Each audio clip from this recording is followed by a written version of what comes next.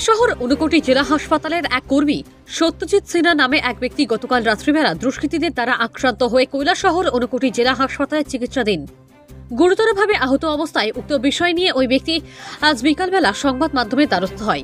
সংবাদে প্রকাশ, কৈলাসহর পুর পরিষদের অন্তর্গত বিদ্যানগর 17 নং ওয়ার্ডের বাসিন্দা ঊনকোটি জেলা হাসপাতালে কর্মরত গতকাল রাত আনুমানিক 9টার সময় অফিসের কাজ সেরে যখন উনি নিজের বাসভবনে যান এবং যাওয়ার পর ওনার ছেলে ওনার কাছে অভিযোগ করে বলে, পাশের বাড়িতে চিৎকার চেঁচামেচি করার দরুন আমার পড়াশোনায় ব্যাঘাত ঘটাচ্ছে এবং বলে কি করে আমি পড়াশোনা করব, আমার চলছে ফাইনাল এক্সামিনেশন। তাই ছেলের ফাইনাল এক্সামিনেশনের কথা চিন্তা করে সত্যজিৎ সিনহা তাদের পাশের বাড়িতে গিয়ে জিজ্ঞাসাবাদ করেন এবং জিজ্ঞাসাবাদ করার সময় চলে তর্ক বিতর্ক। তারপর হঠাৎ করে ওনার উপর অতর্কিতভাবে হামলা চালায় দুষ্কৃতীরা বলে অভিযোগ করেন এবং তিনি গুরুতরভাবে আহত হন। বিশেষ করে ওনার চোখের উপর আঘাত পায়। তারপর ওনাকে কৈলাসহর ঊনকোটি জেলা হাসপাতালে নিয়ে যাওয়া হয়। বর্তমানে তিনি ঊনকোটি জেলা হাসপাতালে চিকিৎসাধীন অবস্থায় রয়েছে। এ বিষয় নিয়ে আজ সকাল 10 ঘটিকায় দুষ্কৃতীদের নামধাম নিয়ে কৈলাসহর থানায় একটি লিখিত আকারে অভিযোগ দায়ের করে আহত ব্যক্তি সত্যজিৎ সিনহা। তারপর আজ বিকালে সংবাদ মাধ্যমে দ্বারস্থ হয়। সাংবাদিকদের মুখোমুখি হয়ে আহত ব্যক্তি সত্যজিৎ সিনহা বিস্তারিত বলেন। কৈলাসহর থেকে শুভঙ্কর দাসের রিপোর্ট, আরটিভি ত্রিপুরা। দাদা, আপনার নাম কি? আমার নাম সত্যজিৎ সিনহা। আপনার বাসা? বাড়ি বিদ্যানগর। কত নম্বর ওয়ার্ড? 17 নম্বর ওয়ার্ড। ঘটনা কি হয়েছিল কালকে? ঘটনাটা হয়েছিল, আমি তো হসপিটাল চাকরি করি, এখানে ডিউটি করি। তো এই ডিউটি সারিয়ে আমি আপনার অনুমান 9টার সময় আমি ডিউটি শেষ করে ক্লোজ করে বাড়িতে যাই। বাড়িতে যাওয়ার পর আমার ছেলে আমার বলতেছে, বাবা আমি তো পড়াশোনা পড়তে পারতাছি না বাবা, কারণ তিনি ক্লাস 12-এ কেবি স্কুলে সায়েন্সে ম্যাথ এবং বায়োলজি দুইটাও রয়েছে, কেবিতে পড়ে, তার 12 ফাইনাল চলতেছে। তো বাবা কি হয়েছে, আমার বাবা আমার কয়, বাবা এই চিল্লা হাল্লা চিল্লার মধ্যে আমার পড়াশোনাতে খুব ব্যাঘাত করতেছে, আমার খুব ডিস্টার্ব হইতেছে। তো আমার দক্ষিণের পাশের ঘরে আমার 200 বড় বোন একজন আছে, বোনের ভাই বোনের ছেলে আর কি। তো তারা আর তার বন্ধু বান্ধব কয়েকজন মিলিয়ে এখানে বেশ কয়েকদিন ধরে তারা এখানে পার্টি করে।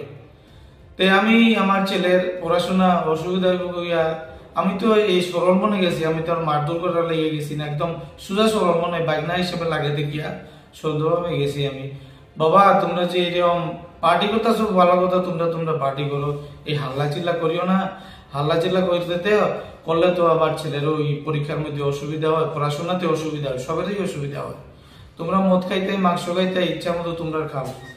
তারা উল্টা উঠিয়া কইছে, ওই তারা 4-5 জন আসলো, তোমার বাবার খাইতেছে নি, আমরা আমি খাবো, তুমি কে বাধা দেবে না, তোমরা কে তুমি গাইছো, কইতে গাইছো তুমি, বারবার আমরা এইরকম আপত্তি করতেছো। এই 4-5 জন উঠিয়াই আমার যে মানে এমন ভাবে আমার মারা আরম্ভ করছে, তারা 4-5 জন মিলিয়াই আমার প্রাণনাশের একদম মানে জানে শেষ করে লাইল। যদি আমার বউ আমার ছেলে মেয়ে আইছে এবং তারা ওই রড একটা লইছে, লাঠি লইছে, দা লইছে, ওই আমার এই চুপের মধ্যে যে বাড়িটা মারছে, আমার তো কালকে রাত্রে থেকে ব্লিডিং হইতেছে কন্টিনিউ, এখন পর্যন্ত ননস্টপ ব্লিডিং চলতেছে। আর এই ডিস্ট্রিক্ট হসপিটালে রাত্রে আমি এই ঘটনার পরে এরপরে লগে আমি গেলাম ব্লিডিং মধ্যে থানাতে গেছি। তো থানাতে যাওয়ার পরে কইছে, থানা থেকে কইছে আমার তাড়াতাড়ি তুমি হসপিটালে ডাক্তার দেখাও। তো ডাক্তার এখানে আইলাম, কৈলাসহর ভগবান হসপিটাল জেলা হাসপাতালে আইছি। জেলা হাসপাতালে আমার স্যার তারা আমার এই অবস্থা দেখে, ব্লিডিং এর এই অবস্থা দেখে আমার অ্যাডমিট করে দিয়েছে। ইঞ্জেকশন স্যালাইন যা লাগে সম্পূর্ণ কিছু আমার সবকিছু করে দিতেছে।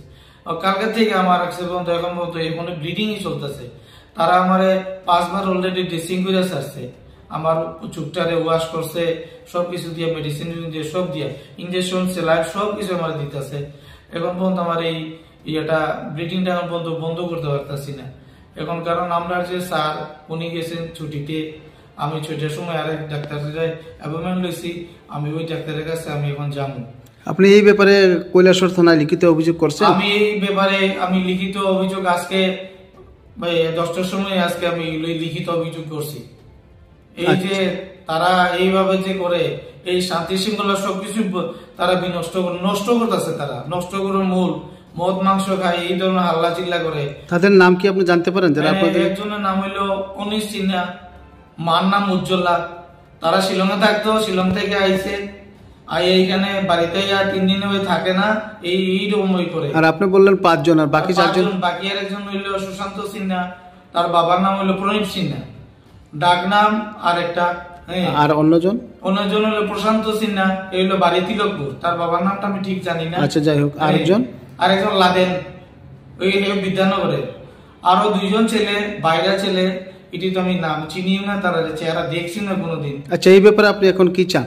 এই ব্যাপারে আমি আমার সুষ্ঠু আমি বিচার, যেহেতু প্রার্থী হয়েছি, আমি বিচার চাই।